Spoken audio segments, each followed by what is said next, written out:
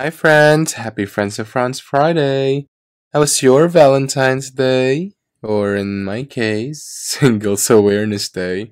I actually went to my friend Jasper's place that night and he cooked jjajangmyeon or Korean black bean noodles for the single boys in our friend group. We made a pact to not let the gathering happen again next year.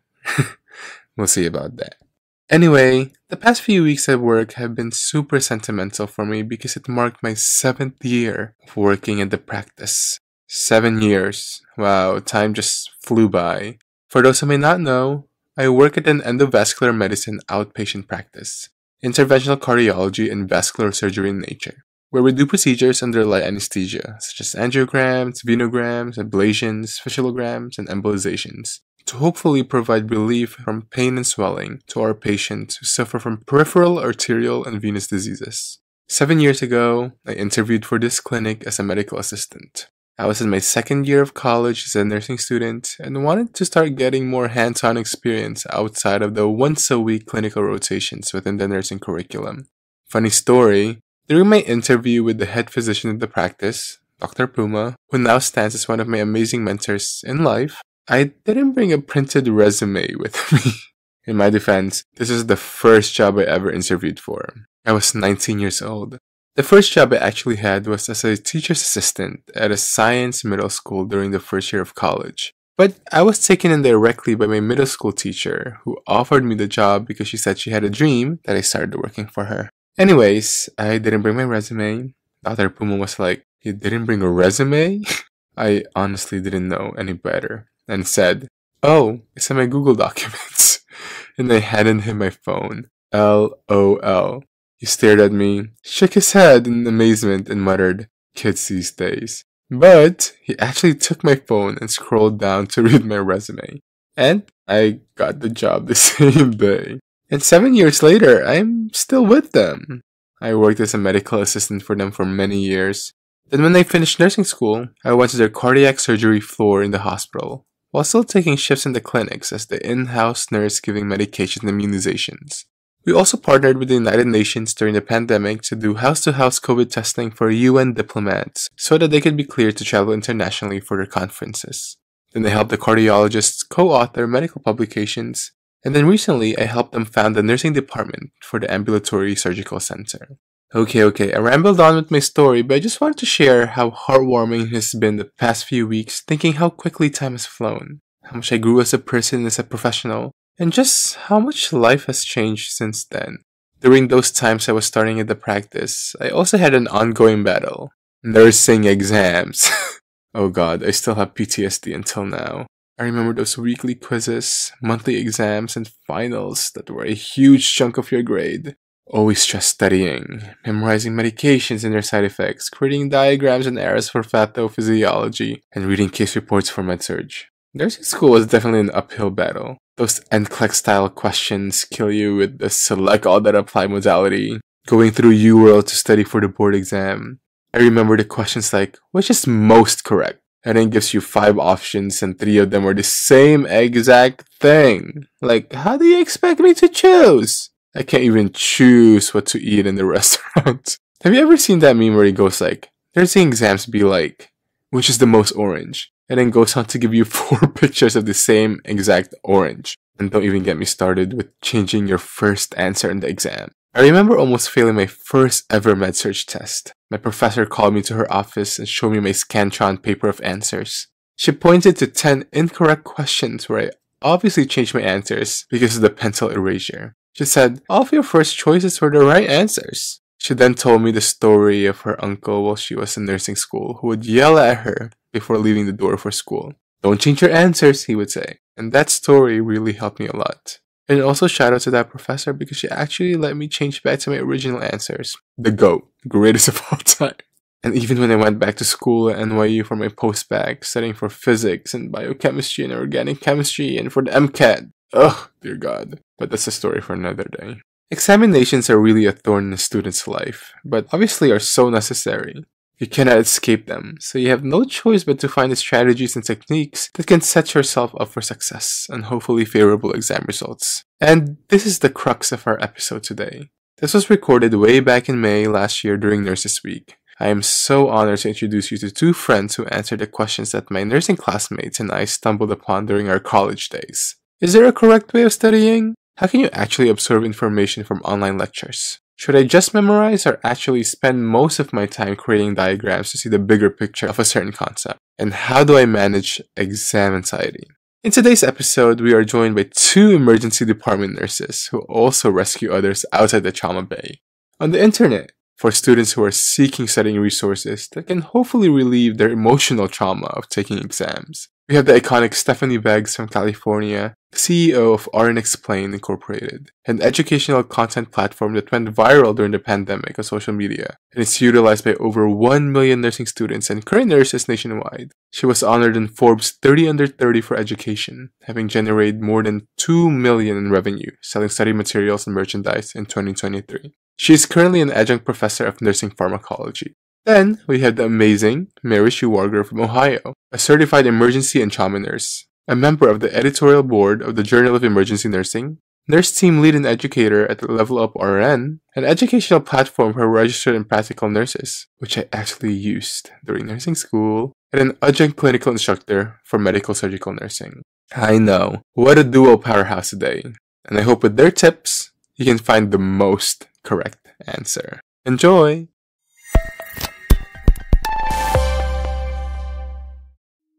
I often wish I had perfect vision. There is so much intricacy in life and beauty in the world around me that I often miss because my view can get so blurry. Though I had glasses for years, I opted never to wear them because of the embarrassing indentations and marks they left behind on my face. Covri seeks to target this common struggle within the eyewear market. Covri is a 100% AAPI woman-owned inclusive eyewear brand designed for comfort, offering a wide range of sunwear and specs with prescription lens options. With their signature elevated fit that features longer nose pads, a reduced frame curvature, and a narrow nose bridge to elevate the frame, Covri is designed to better complement diverse facial features such as low nose bridges and high cheekbones for an effortless fit. Beyond this, the premium handcrafted frames are made from plant-based acetate and lenses with 100% UV protection. Find your perfect fit with their offers of a home and virtual try-on. With the code FRANZ, that's F-R-A-N-Z, you can get $20 off any frame you like on shopcovri.com. See the world's beauty more comfortably with Covri. This offer is valid in one frame per order, cannot be combined with any other offers, and is limited to one use per customer. There are luxuries in life that see beyond material things. Practices like self-care and skincare can be an oasis in the whirlwinds and busyness of life. But what if there exists a harmony between material and immaterial luxuries? House of M Beauty is a saffron-infused luxury skincare line that harnesses the antioxidant, vitamin C-rich, anti-inflammatory, and antibacterial power of the highest quality medicinal-grade saffron. They are a clean treatment skincare line suitable for sensitive and postpartum skin. Their unique and consciously crafted formulations maximize the potency of medicinal saffron to calm and soothe sensitive skin while brightening and targeting skin concerns. From their skin polish, to the miracle serum, to the glow jelly mask, and the Silk Night Concentrate. Experience the luxurious transformation saffron can bring to your skin with the code FRANZ20, that's F-R-A-N-Z 20, for 20% off your first order on houseofmbeauty.com. Also available at Nordstrom nationwide. As a nurse, I am on my feet, alert for 12 hours or more each day. There is no space for drowsiness or lethargy in my job because my patients' well-being is at stake. Sometimes, you just need the extra energy boost from coffee.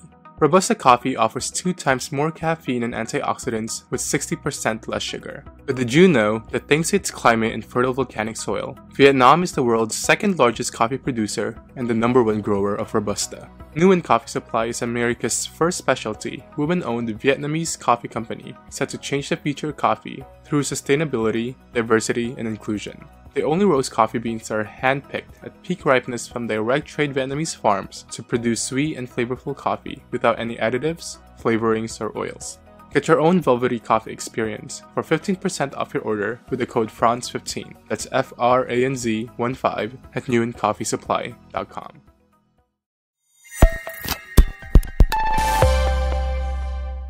Hello. How are you? I'm good. How are you? I'm good. I am just, living the dream over here. I'm so excited. Oh, I'm so excited too. Thank you so much for joining me today. Again, it's such an honor to be with you. I know you're all the way on the West Coast, right?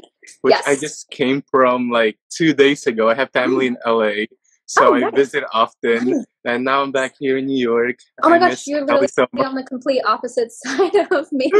Oh wow, Completely amazing. different time zones. Yeah. If you could just first please introduce yourself to everyone, though you need no introduction. Yeah, so my name is Stephanee Beggs. I have so many different titles. So I'm CEO of RN Explained.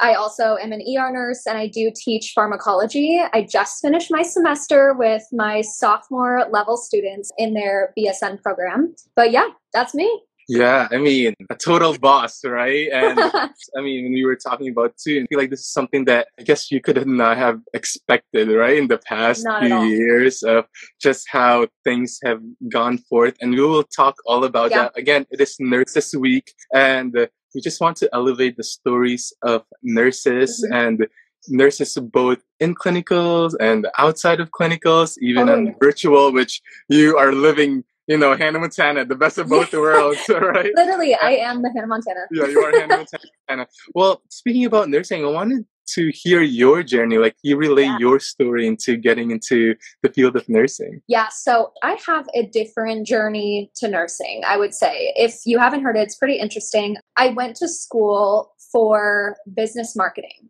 I have a prior degree in business marketing, and it wasn't until probably 3 years into that degree that I realized it's not really what I wanted to do. I was so close to getting that degree that I just decided might as well get it, and then I'll go back to school and go for something that I wanted to do, which was nursing. I've always loved gory things, nasty, like sciencey things. It's always interested me. I just never actually took action to do it. So I got my degree in business marketing. Then I went back to school and got my degree in nursing. And I thought to myself, when I made the switch, I was like, I'm never going to use this business degree. It's pointless. I felt like I was taking steps backwards and it was such a waste. If only I could see where I was going to be now, which is crazy. But yeah, so once I graduated with my degree in nursing, immediately got a job in the ER. And then RN Explained was born as well at that time. And that's when I saw my business degree plus my nursing degree kind of collide, which was crazy. So yeah, it's basically like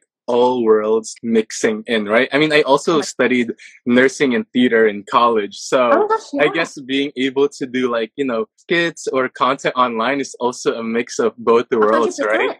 Yeah, I mean, you were talking about how you love gory things, and I guess you always had that like fine-tuned interest for healthcare. Where did that come from? Was there any like friends, family, or personal experience? You know, I had no one in my family is in healthcare, so I had no direction. When it came time to actually put to action what I wanted to do and pursue nursing, I didn't have any sort of direction or any kind of help because I knew nobody in healthcare. I didn't have like the traditional story that everybody has growing up of something in their childhood that was like a pivotal moment. That never really happened to me. I will say my mom was diagnosed with stage 4 gallbladder cancer, as random as that is, right when I started to pursue my career in nursing. And I wouldn't say that that was the reason why I chose nursing because I already was pursuing it, but it definitely was the confirmation that that's like exactly what I wanted to be doing and where I was supposed to be and to pursue that. So I would say that was like a big moment for me, but I've always just loved science. So yeah. I guess those moments, right, like make you really think about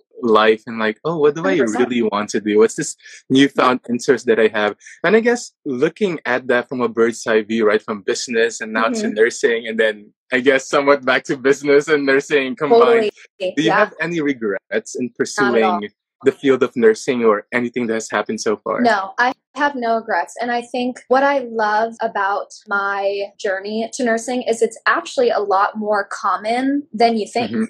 There's so many people out there that want to switch or have no idea what they want to do, and they end up pursuing nursing later on in life, and that's so okay. So I did an accelerated nursing program, and there were some students that in my cohort that were dance majors prior. Some were in the Army.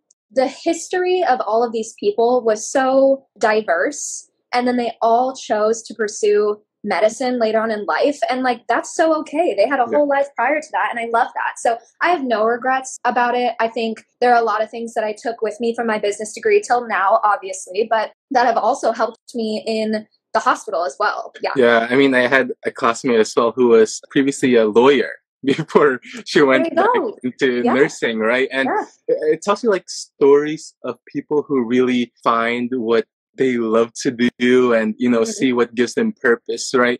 And I wanted to ask you this because, I mean, having worked, you know, in the hospital as well, right? Being an emergency room nurse and now dealing with nursing students as a pharmacology professor, we hear every day of issues in nursing. And I want to elevate this because it's Nurses Week, right? Yes. Constant outcry of nurses for things to change, whether it's ratios or appreciation. If there's a nursing student out there or a hopeful pre-nursing student who wants to get into the field of nursing, but they're worried if the job is still worth it given all these problems, what would be your advice to them? I would say it is still worth it. I think the field in general is incredible. And while there are so many things that need to be changed, I think that's the same for any career that you go into. There's always going to be, it's never going to be perfect. And it is unfortunate, but that's when you find your voice and you kind of find your purpose in nursing and how you can change nursing. And people need to join the nursing field so they can be the change that we need to see. Yeah. And if bedside nursing is not for you, there are 1,000 other jobs that you can get with a nursing degree that treat you so well or pay you so good or, you know, fit your life. And yeah, I think just the possibilities are endless. So I would say it is worth it 100% to get that degree because you could do so many things. Yeah, definitely. And we'll also talk more about that because she definitely did something outside of the bedside as well, right? Well, I wanted to talk first into the bedside aspect, right? Emergency room nursing. Wild. I always tell my friends, this is the one place in the hospital that I probably cannot do because of the so many things that's going on and the amount of trauma you see, like physical trauma and just all the sirens. I mean, I know you mentioned that you like some gory stuff, but why emergency room? You know, I have always had a fascination with emergency, like critical care situations. My first exposure into critical care, I was a medical scribe for an ER-based urgent care prior to nursing school. Like that was the experience that I got from my applications. And ever since then, I loved it. And I knew I wanted to go into emergency. During nursing school, obviously, we have to do all of our rotations. And so I kept an open mind to all of the other clinical rotations that I had, but nothing really hit like emergency did. So I loved that. I just love the fast pace. I can't sit down. I'm not like a sit down like person. So I need something that's fast paced. I love the critical thinking and the diversity that you get every single day. No two patients are the same. No two diagnoses are the same. And I love that. But then I also like the vulnerability, I would say, like of the patients themselves, because they're in their most vulnerable state in that ER searching for help. And to be the nurse that helps them and is able to hopefully bring them back to their most optimal health. I love that. It's so satisfying, I would say. Yeah, definitely. I mean, I feel like, I've been to the emergency room myself many times, right, as a patient myself. And I think it is the space where people are just yearning for help, right? It's like it could be their worst possible day or night in their life. And usually the front line are the nurses, right? You know, the first to do everything and to do the triage or whatnot. I wonder, amidst all of the chaos, amidst all of the rapidness, how do you think the emergency department formed your philosophies or beliefs about nursing? Ooh, you know, the emergency department, I would say, really shaped me into the type of nurse that I am. Really shaped me into stand for what I believe in. I have never advocated more for for strangers, really. And I really found my voice in what I deserve and what my patients deserve. And I think that kind of formed my own philosophy of what I will take as a nurse, but also what I will fight for in my patients. And it was hard. I mean, it's really, really hard to start your new grad career in ER, but I think it was so worth it. And I really found my voice. Really found my voice in the ER. Yeah, that's beautiful. You know, I love what you said about, being in the emergency room, like it's literally strangers, right? And I feel like for nursing as a whole, right? All of the patients who come through the doors, who are in the beds that we treat, they're practically strangers to us, right? Yeah. Usually we have no connection to them. We've never known them before. And then we're asking them to trust us with the care that we Literally. give, right? Yeah. I could say it's the same for RN Explained, right? Even for nursing students, right?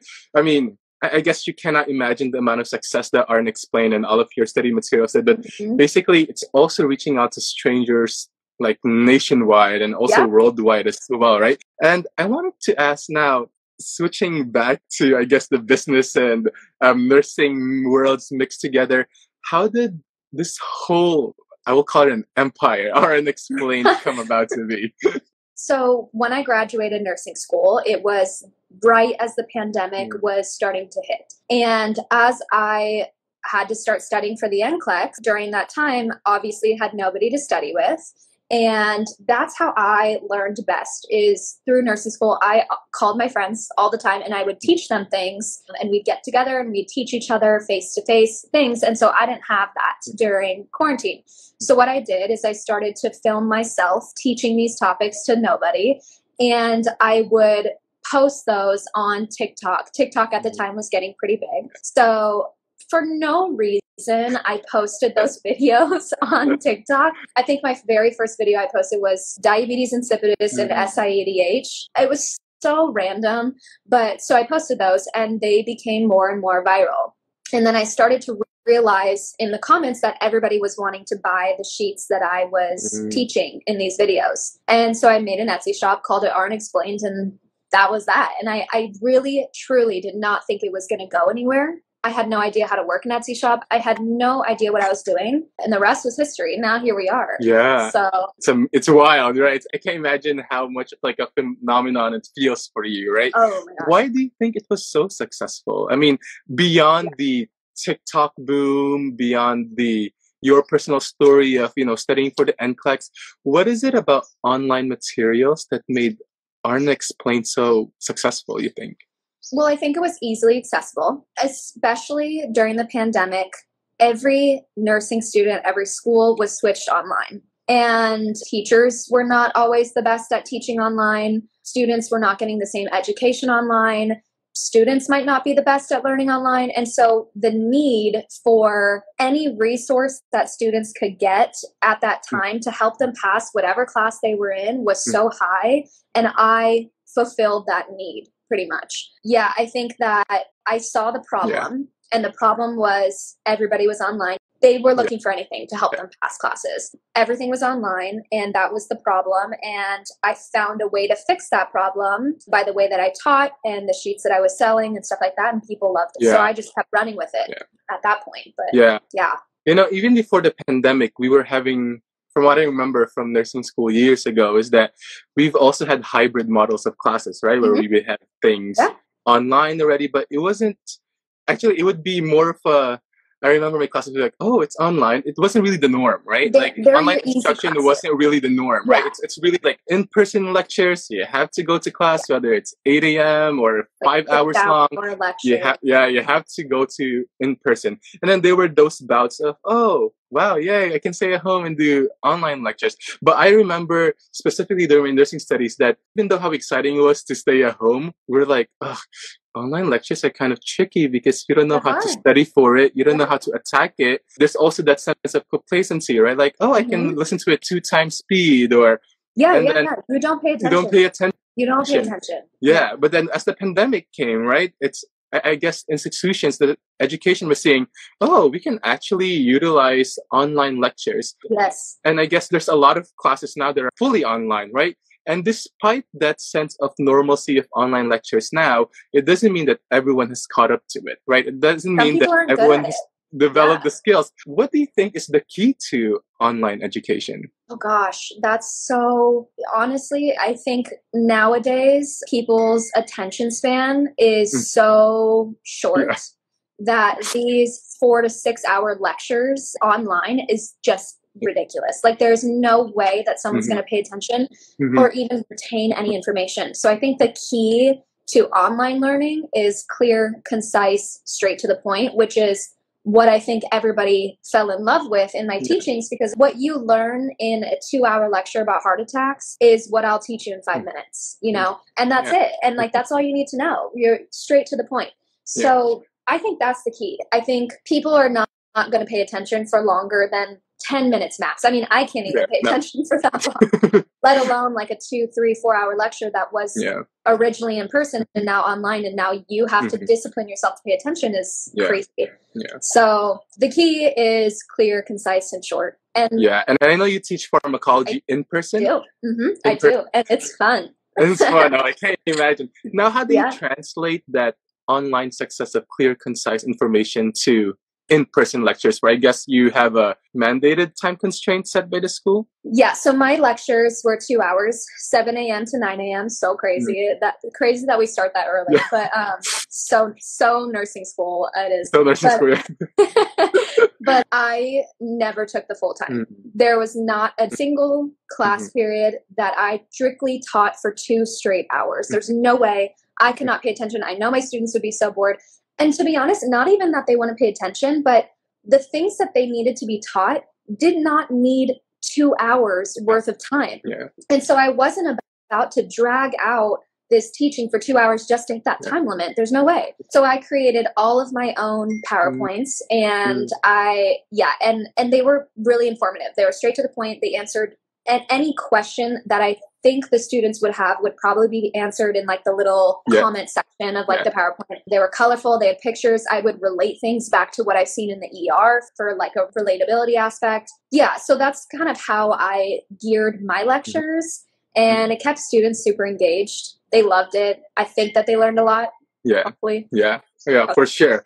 I mean, I'm very familiar with your study materials, and I mean, when I look at them, I'm like, I tell my classmates, I was like, damn, I wish we had this when we had med-surg or pharmacology. You know, for those who may not be familiar with your materials, can you explain to the general public what is the premise of Art and Explain materials? Like, what do you use? Is it worksheets? Is it arrows? Is it colors?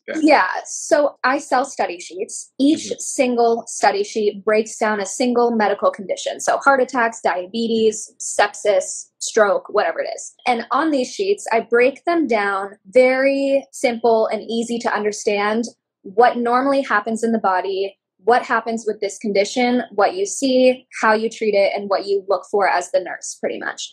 That's all you need to know. But I break it down in a way that helps you remember with a lot of memory tricks and mnemonics and whatnot. All of my sheets are handwritten and they include a lot of color. I use literally Crayola markers, but they're all handwritten, which I think is a little bit different than any other study sheet you'll get, because it's not like a Word document you typed out and you're trying to learn from.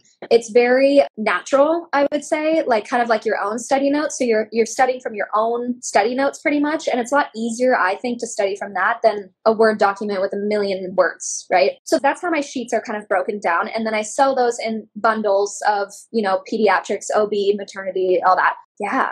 And then it just keeps going. You just keep flipping. You see a lot of conditions. It's so beautiful. I mean, you were listed recently in the Forbes 30 under 30 for education, right? So it's great. I mean, a boss, right? It's great that you're being recognized for such a great work that you do. I'm curious, where do you get the time to make these sheets? You know, because you continue to make new ones as well, right? Like, where do you find the time? Trust me, I know. I literally don't know where I found the time, but I would say about 90% of my sheets I made originally during quarantine. So all of 2020, 2021 even was when, and it was perfect timing, I would say, for me, because we had nothing else to do, right? And on top of that, I was studying for the NCLEX. So I was making these sheets for really myself. That was also benefiting other people. That's when I made the bulk of my stuff. I make new things every single day. I tweak things now to be current to like new treatments or whatever. I do that now, but it's a lot easier because the bulk of the sheet is done. That's how I do it. So I'm making more, like now I'm making more products and stuff like that. So and it's so helpful, honestly. I mean, I read the comments on your posts, right? Each time you post something educational, and you can see the amount of help that you really give to nursing students, right? Nationwide. What's your goal for Art and Explain? I mean, there's so much accolades now, and what is your goal for your platform? I would say reach more nursing students. Yeah. I think I've reached a lot, but there are so many more that don't know about my resources. And I want to grow and to maximize to reach those people, because I truly am confident that my products will help them at some point in their journey, if not to take the NCLEX, like at any point. So I want to grow and I want to maximize to reach more people who don't know me, because I think I have a really good product for them. And then I have some new products. I'm going to be doing a summer camp with Blake this summer, which is going to be so fun. Yeah, just to come out with more resources, I think, for students. Yeah, and I think that's helpful because, as we know, it's like healthcare and medicine and science like constantly evolves, right? There's always something new. There's always something to tweak, always something to fix or to add, right? And I think one of those pressing issues that I see and I hear from mentees is the new generation of NCLEX, right? And I know that you probably were studying for the old, right? The previous one, which the OG. The OG. Yeah. With the next gen NCLEX, I mean, I remember doing a sample as well during my own NCLEX. And I was like, oh, it's a very different ball game, a very different tactic, right? Yeah. How do you prepare your students? And I guess how will RN Explained evolve to cater to this new generation of the NCLEX? Yeah. So I have done my research on the next gen. Let me tell you that. I used to have on my Etsy shop a NCLEX calendar and guide, like just to help you organize and study for the NCLEX. It has now since been updated for the next gen. So I have that to kind of help students or new grads organize their studying for the NCLEX. In terms of preparing students, what I like to tell people is the way that you study for the NCLEX is no different than how you studied before. Yeah. The content is all the same. And so all of my content is still relevant. It's still the same. You still need to know everything that we needed to know years ago for other NCLEX. But the only thing that's different is the way in which the question is asked, right? That is the main difference. And the case studies is what we were talking about. Honestly, I would just say practice the case studies, just be familiar with the way it's asked. But truly, if you understand the content, you can answer any question, whether it be a case study, a bow tie, a drag and drop, whatever it is, you can answer it. It's just, you have to study the content, and the content has not changed. So do what you were doing before. Yeah. That's what I tell people. Yeah. That's what I tell people. So it's always about the content. I mean, even with the OG NCLEX, right? When we were studying, our professors always tell us, you need to know the content, because even if it's a multiple choice or select all that apply, if you know the content, no matter how much they try to mix up the question, no matter how different they ask the asking of the question, right? If you know the content, you'll always get to the right answer. And I guess it's the same thing, right?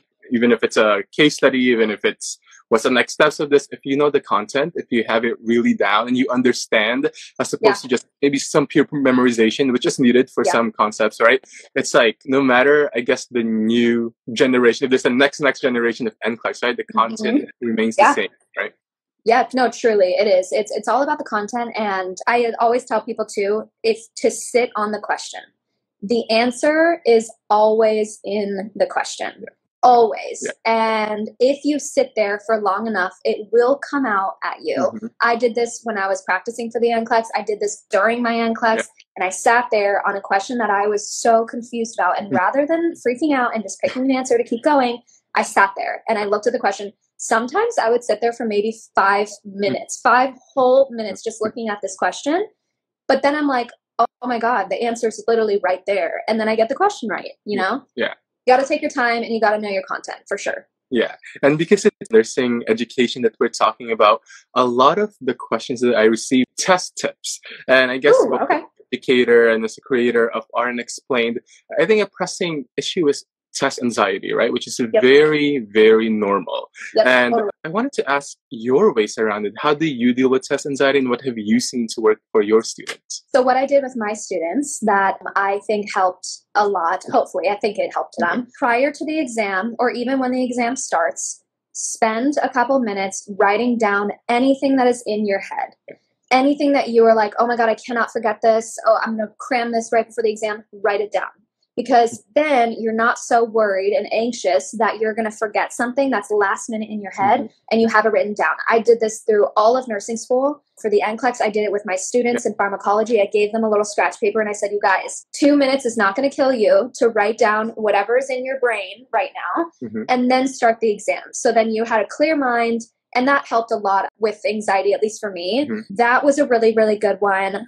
Honestly, really reading the question and rereading the question over and over again is another way to help kind of with anxiety, because sometimes we tend to read too quickly, right? We get so anxious that we read the question so quickly and then we completely skip over what the purpose of the question is, and then you get the wrong answer.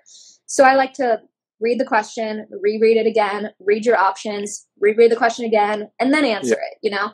You have a lot of time. You have a lot of time on these exams and you just need to take the time. But I think writing down on the scratch paper is my number one test anxiety tip for sure. Yeah, I did the same actually. I did You did? Okay, yeah. Yeah, I did. And it's so helpful, you know, and test taking skills and test anxiety skills are so helpful. But I think at the root and underneath all of that is like studying skills, right? What would be your message to a student who innately feels like they have to know everything for an exam? That's hard. It's hard to get past that, because I actually was the same way. Oh my God, I just had like an epiphany of a moment that I had in nursing school where I was like, oh my God, how am I gonna remember every single side effect of phenytoin? I was so like nervous.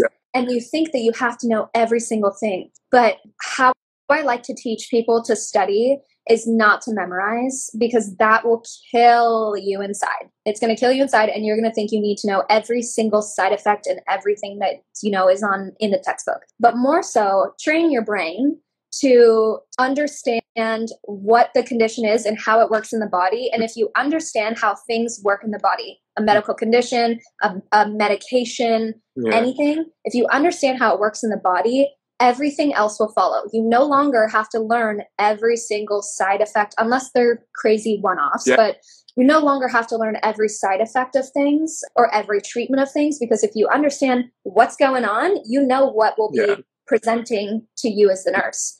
So it's hard, but I think that that's just training your brain to kind of realize you don't need to know every single detail. You just need to know what goes on. Pathophysiology. Huge. And tips for changing answers at the last minute. Don't go with your gut. Go with your gut. I tutored so many students for the NCLEX, and they did that. And I was like, guys, go with your gut.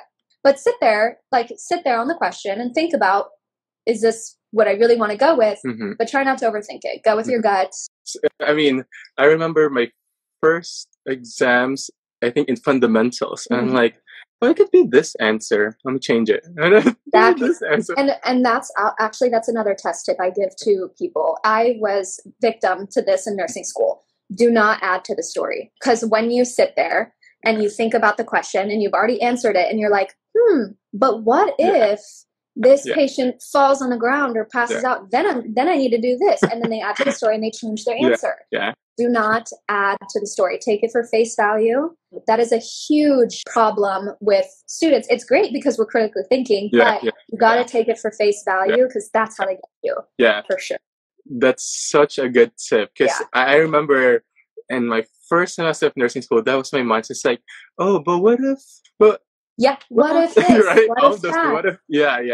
And you know, these are all amazing tips, and thank you so much. And I wanted to bring the platform to students who have done everything they could, right? They studied hours long. They tried to understand the concept, you know, went on YouTube, tried all the study materials, go to office hours, and they try to find out for themselves what's a good learning method for them.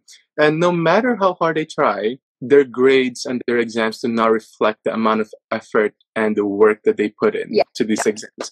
What would be, I don't know if it's a tip, if it's a word of encouragement or advice, what would be your message to the students who seem to have tried it all, but seem to not reap the benefits of what they did?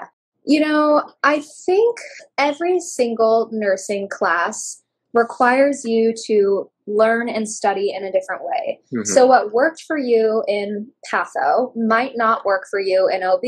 And because of that, it is a lot of trial and error of figuring out what works best for you. For me, very beginning, I was a flashcard girl. I was like, I am going to write everything on flashcards. Come to find out, in my fundamentals class, that was such a waste of my time, and I was not learning anything. And so I had to completely switch gears to figure out, oh my God, how am I going to study for this now? I failed. I literally did the worst in my class on an exam in pharmacology. And then the following exam, I got a perfect score, 100%. And it's just like, you're just like, how is this happening? And you're not alone if this is you, I would say. It really is a lot of trial and error, and try not to knock yourself for not doing as well as you thought. Everybody will not do well at some point in nursing school. There's nobody who just skates by and is like, this is a breeze. But what I think is most important is, as long as you are learning and you are studying and you're doing your part, who cares if you did the worst in the class, or if you did the best in the class, or you really bombed a quiz, or whatever. You're learning, and that's all that matters. And the people that are skating by are the ones that I'm kind of worried to work with, because, you know, they are just skating by, and it's scary. And so if you're not doing as good as you think, it's okay. Everybody has been there. It's all right. You're going to get through, and everybody's pace is different. If you fail a class, it's okay. Perseverance is how they weed nurses out. If you persevere, you're meant to be here. So yeah, definitely. I totally agree with that, with the whole trial and error. And you know, I think it's nursing culture also that, I guess healthcare is all about numbers, right? Medicine is all about numbers. And I guess going through nursing school, you seem to feel that, oh, my grades define me, or how well of a nurse I would be in the future, right? And all of that mindset, like, and all of that echoes and whispers in your ear, when in actuality, right, it's really all what happens right when you start working, right? Like, it's absolutely, nursing school is hard, but it's definitely like not giving up, and everyone finds the learning method that works for them, right? And I guess you see that with your students as well. Totally. Right? And some might be the worst test takers ever. It doesn't mean they're going to be a bad nurse.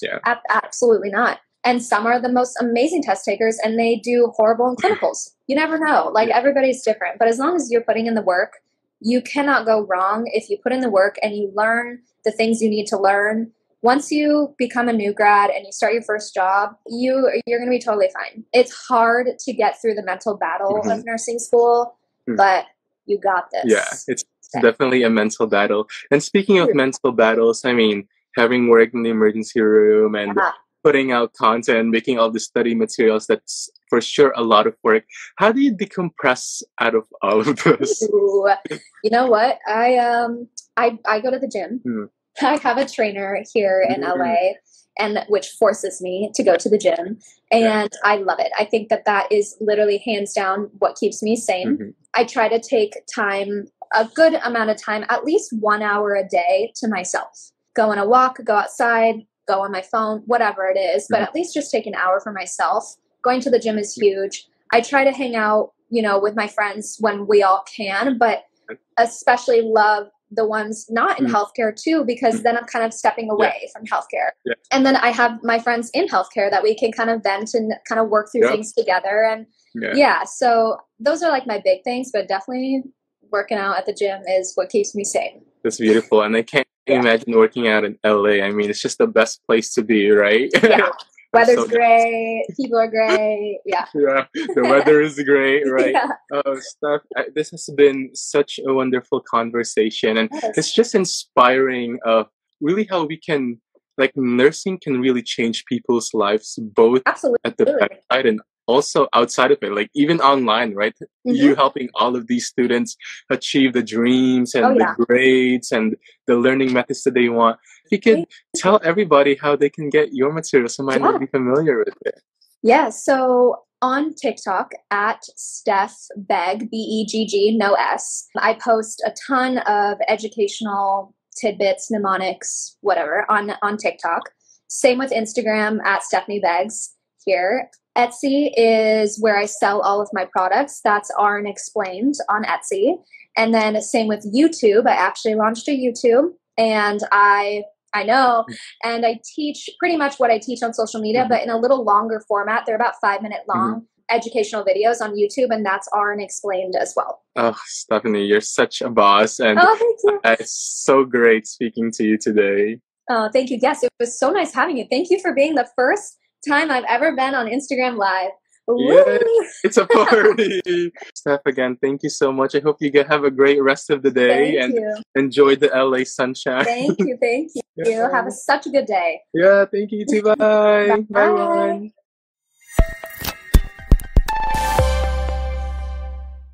Being in scrubs the whole shift and for days at work can sometimes strip you of your sense of fashion and self-expression. But instilling a bit of design and color does not hurt to let your personality shine through your uniform. V Coterie is a leading provider of healthcare jewelry and accessories for playful, everyday wear, from pins to badge reel charms and medical specialty-specific necklaces. With their creative process paralleling the founder's background in dentistry, V Coterie was founded to spark the genius within you, redefining the traditional boundaries for jewelry and accessories. They believe fashion can celebrate curiosity and the pursuit of knowledge while allowing you to express your truest self. From the curious student to a confident clinician or even a kidney transplant survivor, V Coterie is here to celebrate you no matter where the journey takes you. Get 15% off your first order with the code VFriendsOfFranz on vcoterie.com. Find your daily dose of style and make your passion your fashion. As someone with acne-prone skin, I always fear using new moisturizers that may be too heavy on my skin and clog my pores. This is why I love my Aloe Quench by Skin by Anthos, a facial moisturizer made for all skin types, especially for sensitive skin like mine. Made with an oil-free formula using aloe, glycerin, and green tea, it is suitable for acne-prone, oily, or combination skin. Its soothing and paraben-free formula makes it even great for sunburns and patients taking Accutane. Skin by Anthos is the byproduct of the minds and expertise of board-certified dermatology professionals and proud AAPI mothers who saw the need for access to pharmaceutical-strength and professional-grade skincare for those with sensitive skin and/or skin of color, from the safety and convenience of home. Experience a regimen tailored to your skin type that is strong enough to deliver medical-grade results for 20% off with the code FRANZPODCAST when you order on skinbyanthos.com. The sense of taste is so intriguing. A cascade of good memories can wash over you as you experience a flavor you have met before. Founded by Hanabe, Helmi, a loving nickname for grandma in Korean, is a brand of light sparkling beverages that evokes feelings of nostalgia for Koreans and Asians in general, but also curiosity if you are not familiar with certain ingredients and the story behind the flavors. Inspired by traditional Korean flavors through family recipes and made with real fruits and spices, Helmi's debut flavor, Cinnamon Ginger Jujube Persimmon, is a sparkling take on Korea's beloved sujongwa, a sweetened spice punch that has been brewed for generations to aid digestion and is shared during Korea's most festive moments. It is their version of a healthier, lighter ginger ale. With the code FRANZ, that's F-R-A-N-Z, you can get 15% off your first order on drinkhelmi.com.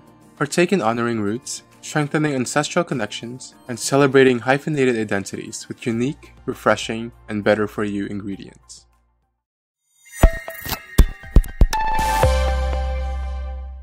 Hello. What are you up to, my friend? What am I up to? I'm about to speak to one of the greatest people in the world.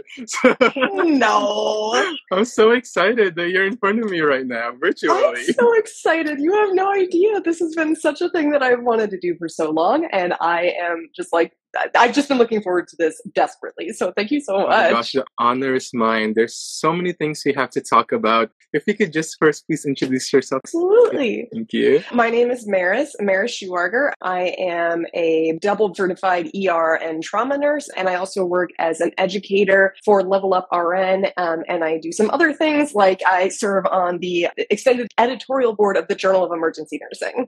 I mean, how cool is that, right? Like, I'm in front of royalty right now. And I must say, I love the whole rainbow theme, from the eyeglasses to the shirt and to the Apple Watch. I love it. Thank you. It's Rainbow good. is very much my thing. I literally just moved like yesterday, and so like normally my office is all like decked out and stuff, but obviously here's my nice blank wall. But yes, I had to lean into the rainbow for tonight. Yeah, I love it. It adds to the spice and against the blank wall, right? But you know, another spice that we have is literally Nurse's Suite. week. And, I think our profession is one that is not so appreciated most of the time, right? Maybe easily forgotten. And I think our goal for this week and even every day after this week is to just elevate the stories of nurses nationwide and worldwide. And one of them is you. You're such an inspiration. Each time I see your posts and your stories, I'm just so humbled and touched by the amount of transparency and strength and vulnerability that you show to your followers in the world. So thank you so much, and such an honor for you to be here. That made my whole day. Thank you so much. I really think that we, in social media in general, but, especially as nurses, we have this idea that we have to be strong and we have to, we have to put forth this very like big, strong front and everything's good all the time and whatever. And it's like, sometimes it's not. And like, sometimes nursing school is hard. Sometimes being a nurse is hard. Like, and I think it's more humanizing and authentic to be like, I'm having a hard time right now. Like, and people feel more seen by that than anything else. And I know personally, it drives me insane when I see people who just have this perfectly curated social media presence. And it's like, that's not what life is. That's not what a life is. And that's definitely not what the nursing pathway is, right? Correct. I mean, like you said, there's highs and lows when it comes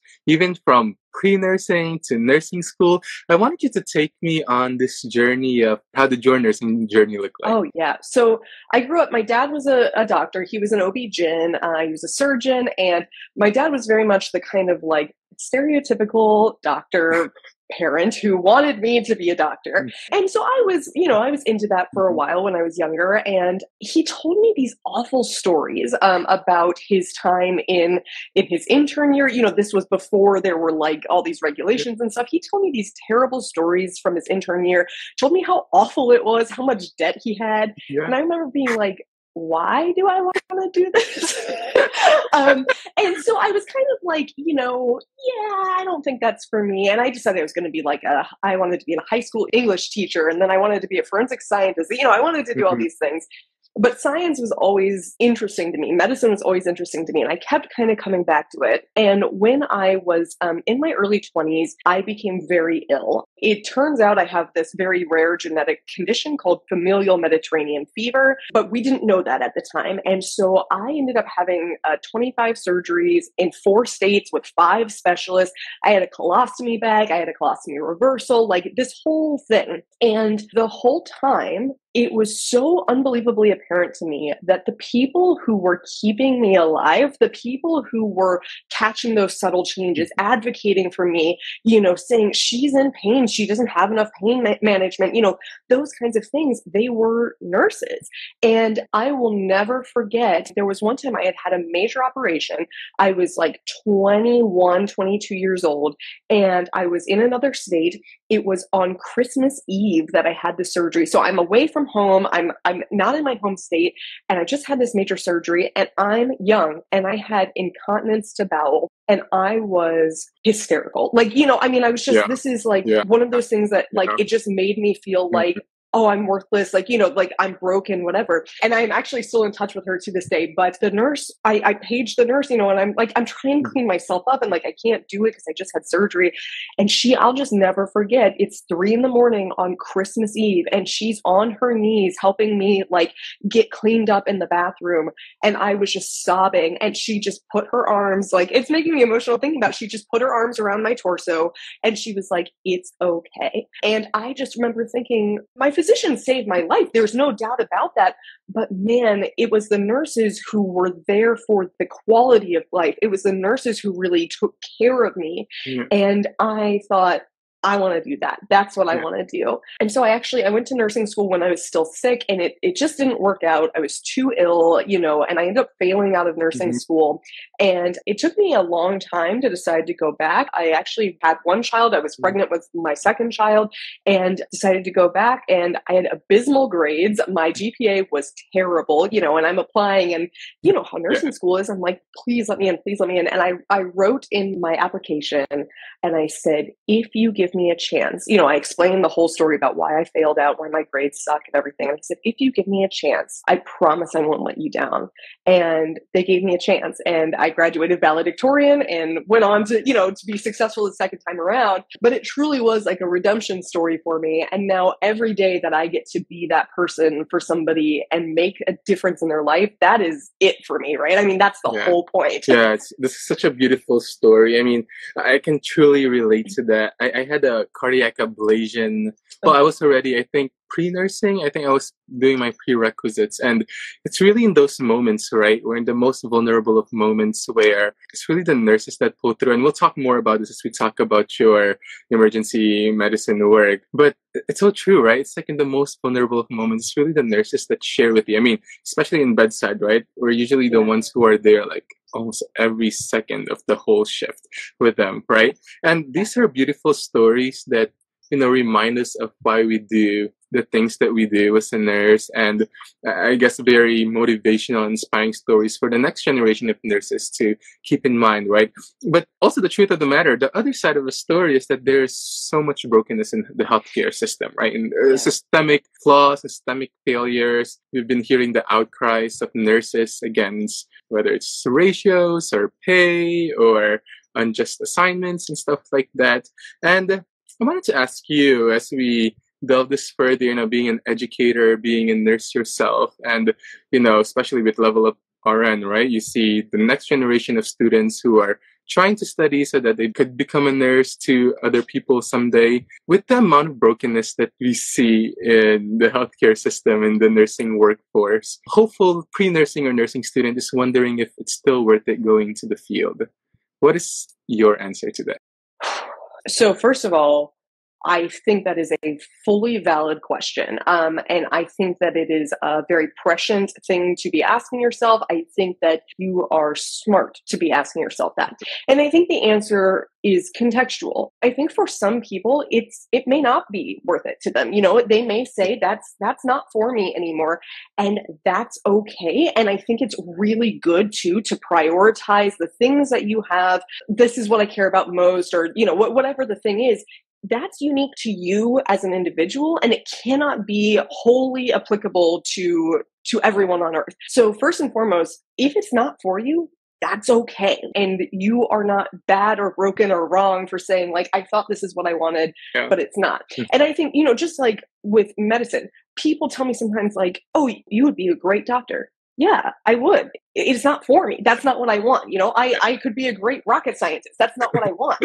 So it's okay. Like, not everything has to be for you, first and foremost. The second thing that I would say is that if you're like, this is it, this is my calling, this is my passion, this is what I want to do, like, heck yes, like, please come. There are so many people who are currently nurses, nursing educators, bedside nurses, nurses in the community, whatever, who are working so hard to fix what is broken. And so please know that we really are, like, we're not just like, oh, welcome to the profession, like, you know, like, get in line. Like, there are people out here who really genuinely, they know what's wrong and they want to make it better for the next generation. That is, I think, what is so incredibly special about the new nurses coming up, is that there has long been this idea of nurses eat their young, and, you know, I suffered, so you need to suffer. No. And I really don't see that with the newer nurses. It's really we're all in this together.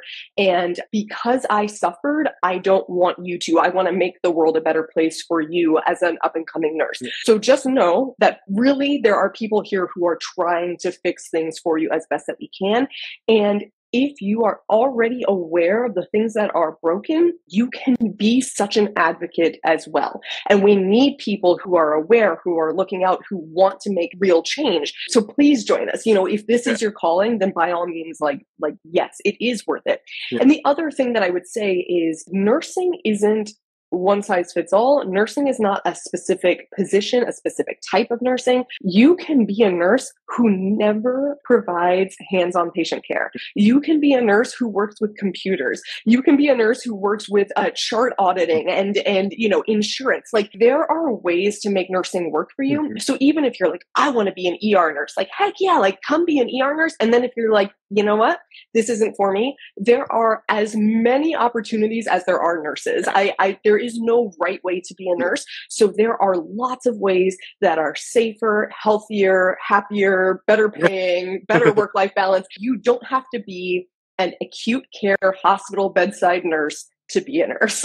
Yes, super agree with that. And that's a beautiful take. I wanted to go into the heck yeah, become an emergency room nurse, because that's exactly the decision that you made, right? So my question is, why emergency medicine?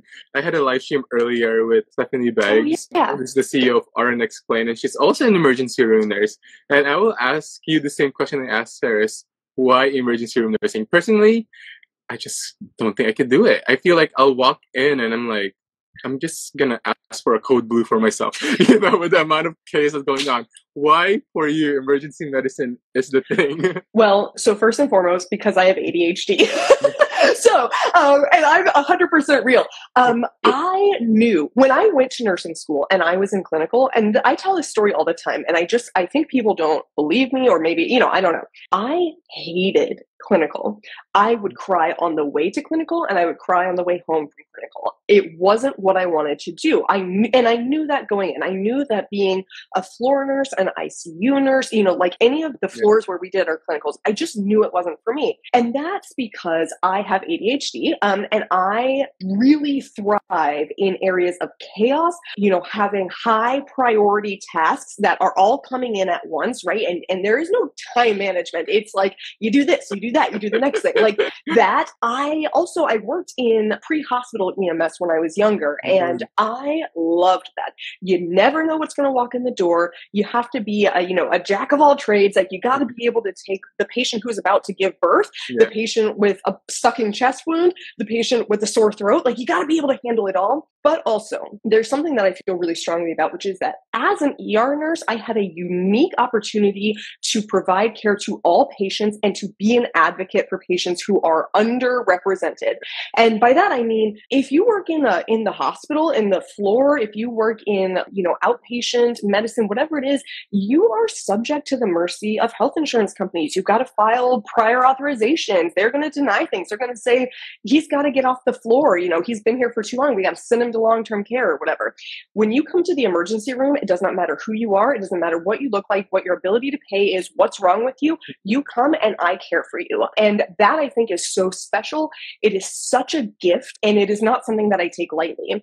And the other thing is that a lot of the things that people complain about emergency medicine, people using us as primary care, medication refills and whatever, do you have any concept of why that is? Like, are you really thinking about the fact that these patients don't have access to these things? They don't have the resources. They can't take the time off of work to go to the doctor's office. I can't go to a doctor's appointment in the middle of my workday. All of these things allow me to provide life-saving care, but life-changing care too, and to be that person to say, like, whatever it is that you need, whether it's a pregnancy test, a medication refill, a throat swab, or, to plug the bullet wound in your chest, like, I got you. Like, and that, I think, is such a gift, and it is really, that's what gets me excited to go to work every day. It's basically like a come as you are kind of space, right? And I think the amazing thing about the emergency room, which I've been to so many times now at this point, I've gone for my chest pains, I've gone for my asthma attacks, I've gone for my pulled hamstring when I was doing gymnastics, I've gone for my appendicitis. and I think the thing that I did see in the emergency room is, like, come as you are. It's like someone could be having their worst possible day ever, right? And the team just storms in on you. It's like, you know what, we'll take care of you from here on out, right? And it's such a beautiful thing, and I just can't deal with the chaos. I just can't. I like my open heart, and you stay there, you sleep. I'm here. I'll come in when I need to. But I love that. I'm glad, because I could never. So thank you for doing that, so I don't have to. Thank you for doing that, so I don't have to, right? Well, I wanted to know, let's go on a magic school bus trip, day in the life into the emergency room. I know it's all chaos. I know that you just cannot expect anything in the emergency room, right? But on a given day, would you say that there's a top 3 to 5 reasons why someone would be in the emergency room? Yeah, and it really depends because at least the way that my ER is structured, you can be positioned in kind of some different locations within the ER. So you could be in like what we call prompt care, which is really like our urgent care kind of section. You could be in the major bays where it's like, the really sick people. You could be in like the high acuity resuscitation assignment, and that's like cardiac arrest, like respiratory arrest, like that kind of stuff. So it really depends kind of where you are. But I feel like the biggest ones, abdominal pain, I mean, like that's just every day, all patients, all ages, chest pain. I work at a high acuity, high volume trauma center. So we see a lot, right? So I would say taking trauma out of it, but just like from the medical side, abdominal pain is a big one. Chest pain is a big one. Difficulty breathing. And then definitely like there's some others. We get a lot of stroke alerts. We are an advanced comprehensive stroke center. So we get a lot of stroke alerts, and then just sort of like altered mental status, because, altered mental status could be anything from drug ingestion, UTI, stroke, like hepatic encephalopathy. Like there's so much stuff. Yeah. So I feel like that really is like one of the biggest ones that we see too, that kind of encompasses a lot, but it's a broad chief complaint. Yeah. And like you said, it's such a vital space in the hospital, right? Or even things like urgent care as well, right? Like just getting people from the get-go. And I guess you see people who's like, I'm here because I've tried everything at home and nothing has worked. And this is my last resort. Like, I don't want to be here, but this is my last resort. And it's truly a ride for sure, right? I mean, I guess like for me as well, right? Emergency nursing is maybe not something, well, I guess I could try it, right? It's not something that's from the get-go. You'll have to pull me out, but it's something from the get-go. But it is something that a lot of nursing students and a lot of nurses really want to do because of the amount of just rapid care that you can give, right? Like really on the spot care, right? And treatments and just algorithm of things and things that might seem too complex for the general public, right? And I guess this is where education comes in, right? This is where instruction is really crucial and vital. And I want to touch upon, before we leave the expanse of emergency nursing, is that you're on the editorial board of Journal of Emergency Nursing. Yeah. Is that correct? Can you tell everyone about this beautiful and amazing news?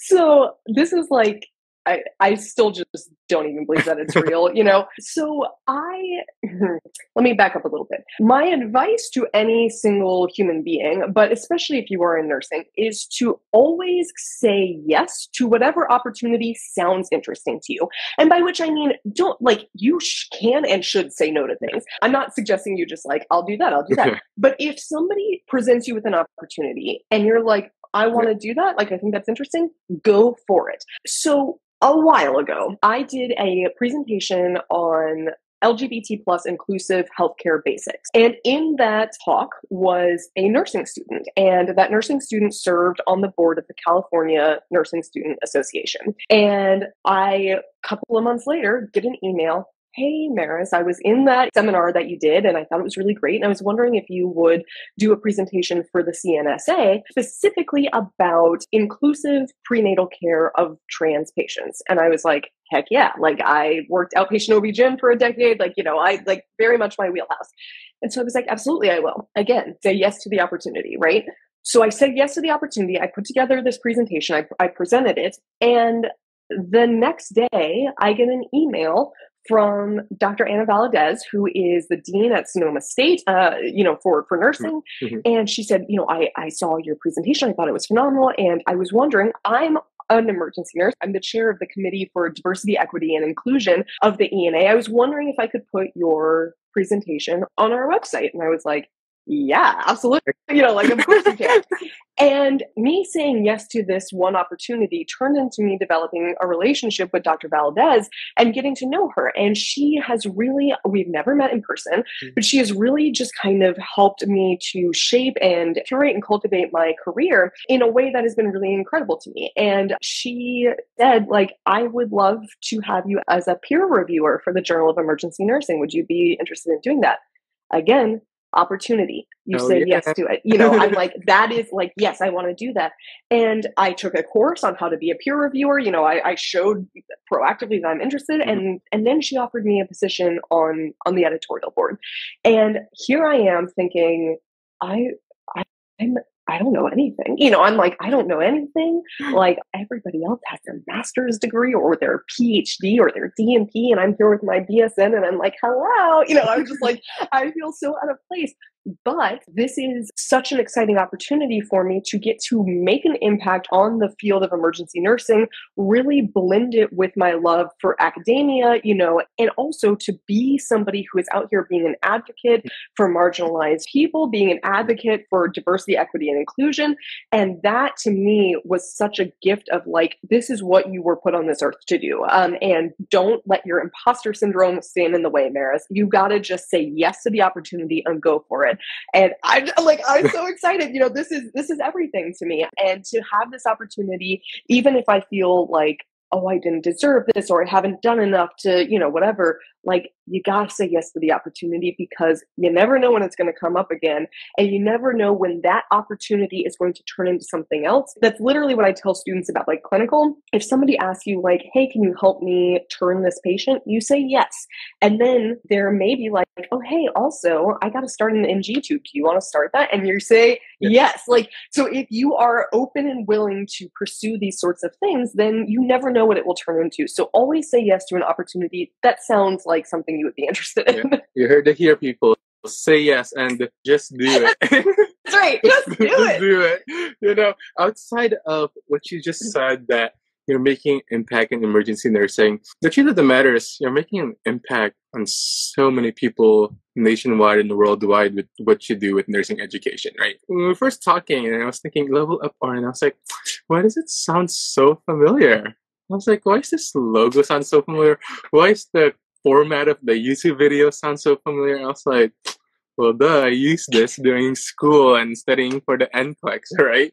Well, for those who may not know, can you explain what Level Up RN is and what you do for the Absolutely. So Level Up RN, we are a small nursing education company. And so we create products and content to help support the education of practical and registered nursing students. If you know us, you either know us from like our flashcards, you know, like this is like the thing people are like, oh my God, I use those. Or you know us from like our YouTube videos. We have a TikTok account. We have, you know, we're on Instagram, we have YouTube. And what we try to do, we have a team of nurses, and we try to break down these concepts that are really intense, complicated, you know, whatever, turn it into more little like bite-sized lectures almost to help you understand the things that you learn in school. And then we have the resources to support you as well, the flashcards, the workbooks, the nursing school study planner, like we have all of that. And similarly, I used Level Up RN when I was in school, and I again, I'm telling you, just say yes. You've just got to be willing to go for the thing you want. I was in nursing school, and I was the president of my student government, and they wanted us to do some events. And I was like, events? You know, I'm like, what the heck am I supposed to do for events? Like, I don't know. Like, I'm an indoorsy person. Like, I don't do things. So I'm like, oh my God. And so I said, you know what? I want to get Kathy Parks to speak to my school, because she was the Level Up RN queen. It was just her at the time. And I was like, I'm going to ask her. And I will never forget everybody I serve with being like, she's not going to say yes. Like, there's no way she says yes. And I said to them, okay. Like, so she says no, you know, like, so what? If I ask her and she says no, I've wasted 5 minutes of my time and I'm exactly where I started. And so I asked her, and she said, nobody has ever asked me to do that before. I would love to do that. She's in California, I'm in Ohio, and so she's like, let's do it. And so they kind of put the ball in my court, and I took over and started organizing, and I'm setting things up, and I'm getting people to sign off permission, you know, all this stuff. And we did it, and it was awesome. And I was like, I'm so excited. I'm so proud of myself. And then we kind of stayed in touch, and she asked me to review some of her like new material and stuff. And I was giving her feedback on the things she was coming up with. And she said, you know, kind of jokingly, she was like, you know, I'd love to hire you when you graduate nursing school, or now, LOL JK. but really, and I was like, no, like, but really, like, because I will. I started working for her when I was still in nursing school. So I would review the new material. So I was a product development specialist at the time. So I would help to write the material. I would help to do, quality analysis of it and everything. And then after I passed NCLEX, she was like, I could really use your help teaching the material. And I was like, heck yes, Yeah. And so now I serve as an educator for Level Up, and I make YouTube videos. We have all kinds of stuff. We have like a membership where we have dosage calculation help. We have cram courses, NCLEX review courses. I wrote like 1,000 NCLEX style questions for the membership, like, all this kind of stuff. And everything we do is meant to enhance, supplement, and improve the education of nursing students. And I really think, I had phenomenal professors. I really did. I had great professors, but that's not the case for everyone. And if you have a professor who is overwhelmed, busy, stressed out, checked out, in over their heads, whatever it may be, you might be in a situation where you're not getting great instruction and you're not able to succeed through no fault of your own. You're not getting the instruction you need. And so to be able to have, people call us like their YouTube professors and stuff like that, like that's so exciting to me to be like, when somebody says, I had no idea what was going on in maternity and I watched this video and you made it make sense to me, that's like, it's just like, yes, like that's the best. It makes me so excited because truly, I know how isolated I felt in nursing school and how badly I wanted somebody to be like, you're not alone. You're doing a great job. I'm here to help you. And so to be able to be that person for other people, like that's everything to me. Yeah. The isolation aspect is so true. I went to a school here, nursing school here in New York City, where it was 100 of us in the same exact lecture hall every day, right? And I guess in essence, it was so helpful because we get to share notes real time right after class or even before class. We get to study right next to each other, right? And we jump off each other for questions or practice or, oh, I missed this. Oh, I don't understand this. I think when the pandemic started, right, it's like all of this has been overturned by online learning. I mean, we definitely had hybrid classes previously, right? But the norm for nursing school was in-person lectures, 7 a.m., 8 a.m., or whatever time it would be. And then when the pandemic started, it's like everything is online. And for the most part, students were not able to catch up with that, right? It's so hard to do online learning. It is isolating specifically, right? Even outside of the disposition of the professors, it's like complacency can come into reality, right? Oh, I can just listen to it later. I can rewatch the lecture at 2 times speed and actually you're on your phone and whatnot. What have you seen with your reviews from students nationwide and worldwide, whether it's YouTube or reviews of the products? What have you seen to be working for students when it comes to online education so that they can study successfully? Oh man. Okay. So I started my senior year when the pandemic hit. And so I went from like, I was just in my element. Like I said, I failed out of nursing school the first time around. So I'm like, I'm going to succeed this time, right? I'm really like, I'm just so into it.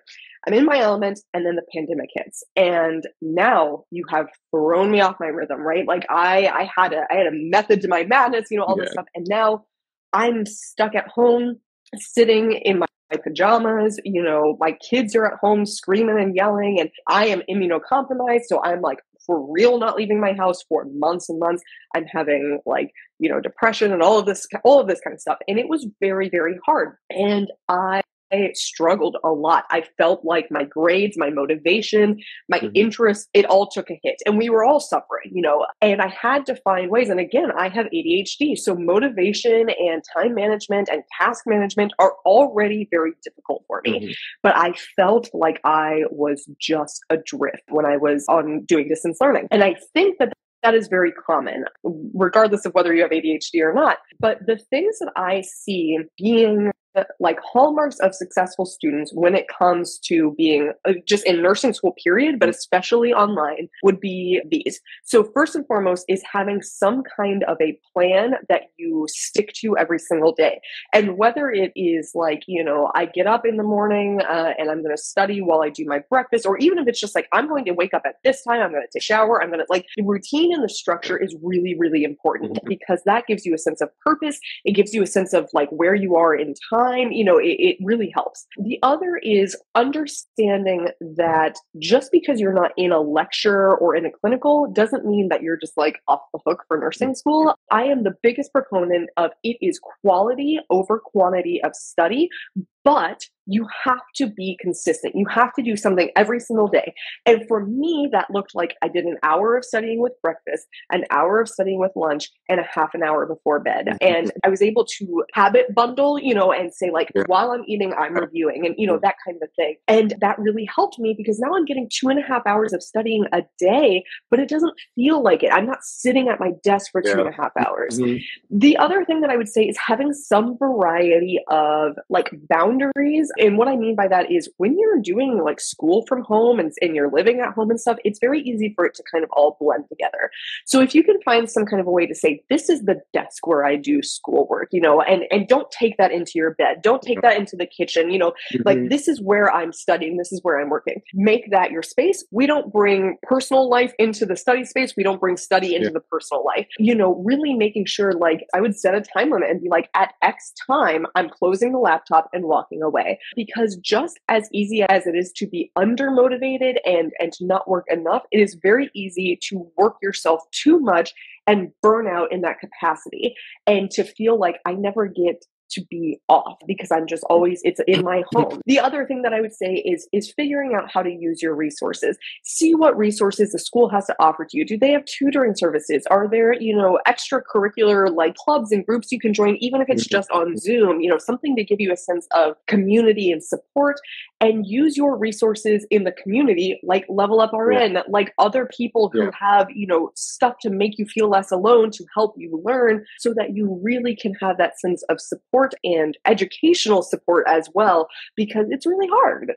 It is super hard. And I think it also boils down to knowing which learning style works for you, right? If I really can't read and intake anything, like there's no point in me reading the rest of the chapter, right? I remember when I was starting out nursing school, I would sit down for 10 hours straight trying to read all the chapters that's needed for the next few weeks, right? And I'm like, this is not working for me. Like, I need to solidify the learning style and the learning method that works for me, right? And it's kind of that quote saying that if you keep doing the same thing over and over again to no success, it's probably time to, change, clear some things up, right? And then I realized that, maybe studying 1 hour, 2 hours, but with quality, right? Much more harvest when it comes to reaping the things that you study, right? And I guess you've seen that as well. Oh, absolutely. And I mean, this is very much my soapbox when I talk to students is like, not only is it not helpful for you to sit down and study for 8 and 10 hours at a time,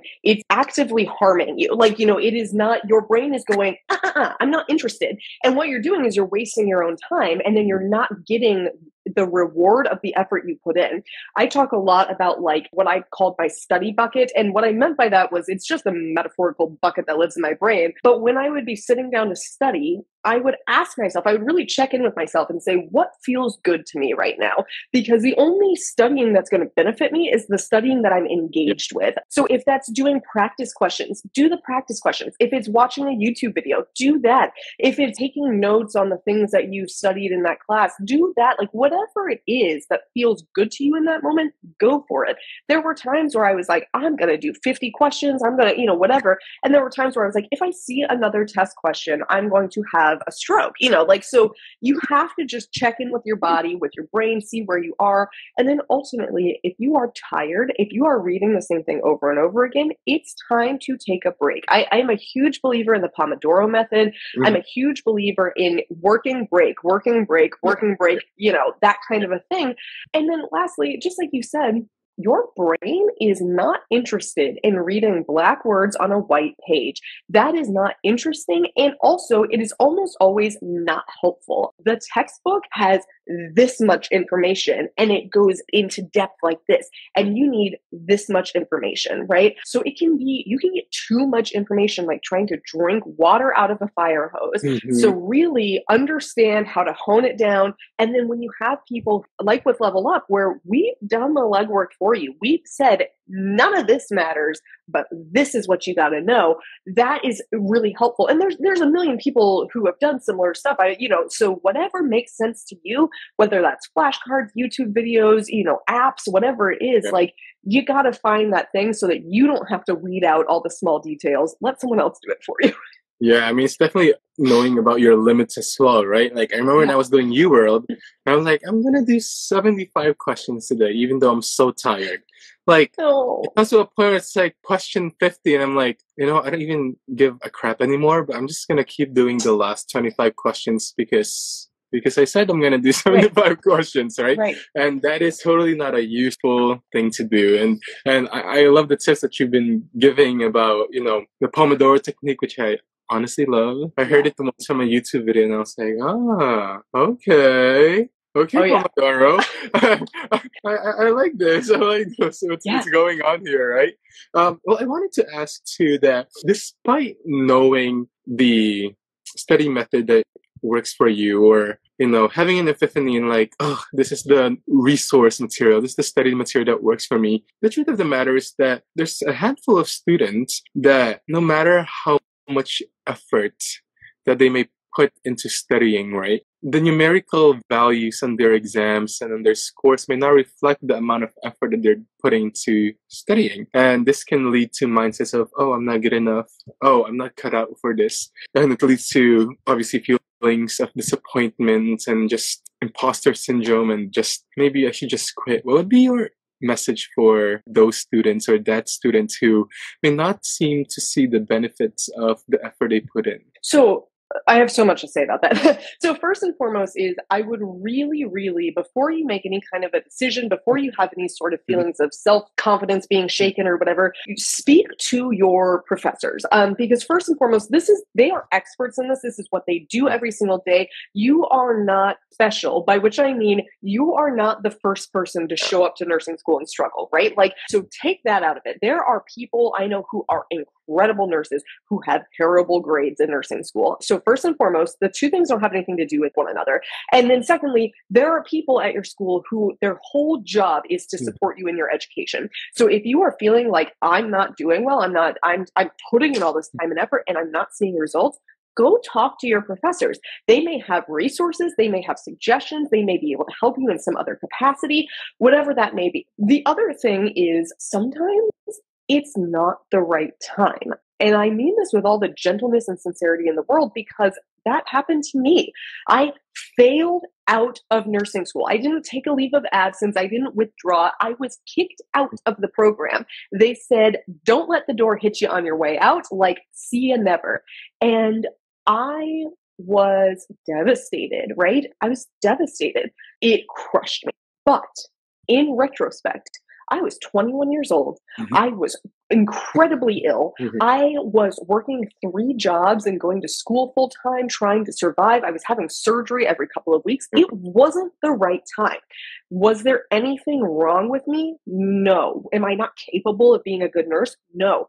When the time was right, I went back to school. I graduated valedictorian, in the Nursing Honor Society. I had the pick of my dream jobs as a new grad. And I'm a pretty good nurse, I'm not the best nurse in the world, but I'm pretty good at what I do. My failing out of nursing school has nothing to do with any of that. So it's okay if you look inside and say, this just isn't the right time right now, or I'm really overwhelmed. Someone in my family is sick. I have small children. I'm working full time, and I'm working nights to try and make it work. Whatever the reason is, it may not be the right time. And nursing school isn't going anywhere. It will always be there as an option. So start by using your resources, reaching out to the people who are there to help you. But man, if it's just not the right time, that's okay. And it doesn't mean that it won't be the right time in the future. And then also, if you do fail out, I had friends who failed out of certain classes that we took, and then they got A's the next time they took it because they'd been exposed to that material before. They understood how to apply it to the test taking environment. Do you think anybody knows what they got in pharmacology or maternity or whatever? Nobody knows. They're out here living their best lives, taking care of people, keeping people alive. Nobody's going so what'd you get in your pharmacology class? Nobody cares. It's gonna be fine. Yeah. Yeah, and definitely the numerical scores and all of those quantifiable aspects do not define who you are as a nurse, and it will not define how you work as a nurse in the future, right? And the amount of lives you will impact one day, right? As someone who will take care of them. And you're right, sometimes life just shit happens, Yes. right? Things just happen, and it's not the right time, and we persevere and we try again, and you could be a valedictorian of your class, and That's right. I'm gonna be on the editorial board of Journal of Nursing and a nurse team lead at Level Up RN, right? It's such a beautiful story of how we can turn all this brokenness into things that will it's like a catapult for success, right? Right. And I think that's a very hard issue that I remember as a student, also a nursing student before, where I'm just like, damn, this is some hard material. Damn, this is hard to understand. Don't undersell that part. I think people think that just because there's all these nurses out here doing their thing like that, it must be like, I must be dumb or, whatever. Mhm. Like, first and foremost, you're not dumb, you're learning. And then secondly, can we just really take a second to acknowledge how unbelievably hard nursing is? Like, it's hard even if you have lots of medical experience, even if you are single, unmarried, no children, you live at home, you have no job. Like it is hard. So whatever you are doing, you're doing the best you can with the resources that you have available. Don't undervalue that. Really give yourself the credit for that, because it's unbelievably difficult. It just is. But also, you can do it, and it just because it is hard doesn't mean that you can't do it. You can do hard things. I promise you can. Definitely. And with all this hardness, being outside of nursing school and being a nursing student and studying for the NCLEX, just being a nurse in itself, work is hard, right? A lot of physical and emotional and mental tolls. I want to know how you decompress out of all of this that we've been talking about. Therapy. And I mean that so seriously. I started as a new grad in the emergency room during the height of the pandemic. Talk about baptism by fire, right? It was awful at times. There were times where I was like, I don't know if I want to do this. Yeah. Oh yeah. They were just go save people's lives. It was very intense. When I was working, I was out of orientation for a couple of months, and we were so overwhelmed by COVID patients that they sent the National Guard to my hospital. The governor of my state declared a state of emergency and sent the National Guard into my hospital because we were that overwhelmed with COVID patients. And, I'm used to seeing death. I like I said, I worked pre-hospital EMS. I'm not new to death and human suffering, but I was new to the unbelievable extent of human suffering and death and illness that I saw during that time of the pandemic. And it traumatized me, truly, legitimately diagnosed PTSD, the whole 9 yards. I think that if I did not have mental health support, I don't know if I would be here right now. I want to say too that therapy, and I understand that being able to access mental health services is a privilege, and it is something that is very difficult for people to access. If you have access to it, if you have the resources available to get it, please do, because even if things are good, because the point of therapy is to provide you with the coping mechanisms to be able to deal with the things that come up in your life. The time you want therapy is when things are good, so that when things are bad, you are prepared to handle them. So I am in therapy to this day. I'm doing EMDR to treat the PTSD from the pandemic. I'm in just regular talk therapy, and it has been wildly helpful for me. But of course, I'm not just in therapy every single day of my life, right? So you got to have other stuff too. I love having a hobby, something to kind of pull me away from my real life. I am a huge reader. I'm an avid reader. I love a book. I love an audiobook. I love my Kindle, whatever it is. So that's definitely my escape. And then just my Instagram platform, honestly, it sounds so cliche, but I love being able to connect with people, to share when I'm having a hard time, say, like things are not really good for me right now. And the way people just are so immediately there for you. Me too. I'm also struggling. Thank you for saying that, whatever. And then when things are good, they're there cheering you on too. Like it's been really incredibly therapeutic to me to have that. And then, of course, as much as I can, just getting outside, being outside of these four walls, touching some grass, seeing some sunlight, just really being like, all right, you're a person, you're on Earth, keep breathing oxygen, you're doing just fine, and just ultimately knowing that this too shall pass, and you just got to buckle up and be along for the ride, as much as you can. Ugh, I love all that. Meris, you are such a breath of fresh air and such an amazing person all around and so inspirational. It's truly an honor to share the space with you tonight. I can't believe the time has finally come. I know. Right? I've been looking forward to this for so long. Oh my gosh, such an honor. I mean, I feel like we've been friends for so long, right? And then I know. And then finally we're here. I think nursing education is one that's not really talked about, and one that's very underappreciated, even though it's literally the foundation of nursing's education, right? Yeah. Most up-to-date information, evidence-based information, all of that is based on the crux of education and research, right? And it's just so amazing that I was able to talk to you and get your insights on all of these things. So thank you so much. Oh my God. Absolutely. I couldn't agree with you more. I really think that having people who have the clinical experience, but who are also in touch with evidence-based practice, research, education is so vitally important to making sure that we are producing the next generation of nurses who is prepared, who can be advocates, who can really stand up for themselves too, and for their profession, not just their patients, and say, like, we deserve better. And that starts with being empowered to feel that you have that ability, which starts in school. So I fully agree with you. I think nursing education is incredibly important, and the ability to make that one-on-one impact on somebody's future clinical practice, you cannot take that seriously enough. It truly is. It is an honor. It is a gift, and it's a huge responsibility that I think you have to really look at and say, like, don't screw this up. It matters. You cannot phone it in, because these future nurses and their patients are depending on you. And that's a really big, important thing. So I'm telling you, I could sit and talk to you for the next 5.5 hours about this. I swear, honestly. I loved talking to you. Honestly, this was such a joy for me. I cannot tell you enough how much I appreciate it. I can't believe we got to do this. Thank you so much. Well, this is not the last time, because there are so many more things that we could talk about. Well, Meris, thank you so much for joining me tonight.